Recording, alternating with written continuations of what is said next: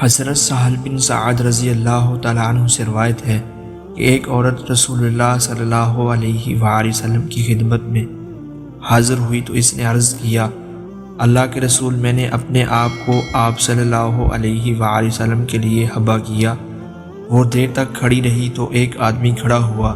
اس نے عرض کیا، اللہ کے رسول، اگر آپ اس میں رغبت نہیں رکھتے تو پھر اس سے میری شادی کر دیں۔ آپ صلی اللہ علیہ وآلہ وسلم نے فرمایا، کیا اسے مہر دینے کے لیے تمہارے پاس کچھ ہے؟ اس نے عرض کیا، میرے پاس تو صرف میری یہ چادر ہی ہے۔ آپ صلی اللہ علیہ وآلہ وسلم نے فرمایا، تلاش کرو، خواہ لوہے کی ایک انگوٹھی ہی ہو۔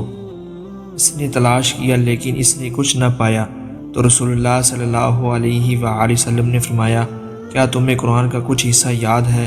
اس نے عرض کیا، جی ہاں، فلاں فلاں سورت۔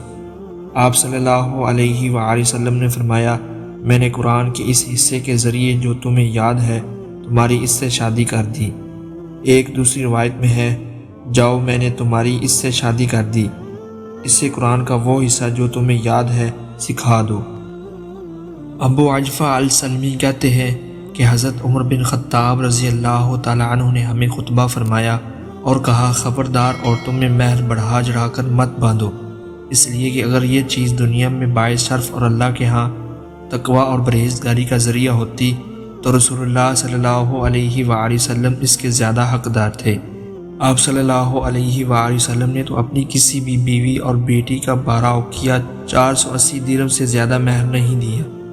حضرت ابن مسعود رضی اللہ تعالیٰ عنہ سے روایت ہے کہ ان سے ایک آدمی کے متعلق دریافت کیا گیا، اس نے کسی عورت سے شادی کی اور اس نے اس کا حق مہر مقرر نہیں کیا اور نہ اسے جمع کیا حتیٰ کہ وہ فوت ہو گیا۔ تو حضرت ابن مسعود رضی اللہ تعالیٰ عنہ نے فرمایا، اس عورت کو اس کے خاندان کی عورتوں کے مثل حق مہر ملے گا، اس میں کوئی کمی پیشی نہیں ہوگی، وہ عدت گزارے گی اور میراث حاصل کرے گی۔ یہ سن کر معقل بن سنان اشجعی کھڑے ہوئے اور کہا کہ رسول اللہ صلی اللہ علیہ وآلہ وسلم نے ہمارے خاندان برو بنت واشق نامی ایک عورت کے متعلق اسی طرح فیصلہ فرمایا تھا جیسے آپ نے فیصلہ فرمایا۔ تو اس پر حضرت ابن مسعود رضی اللہ تعالیٰ عنہ خوش ہوئے۔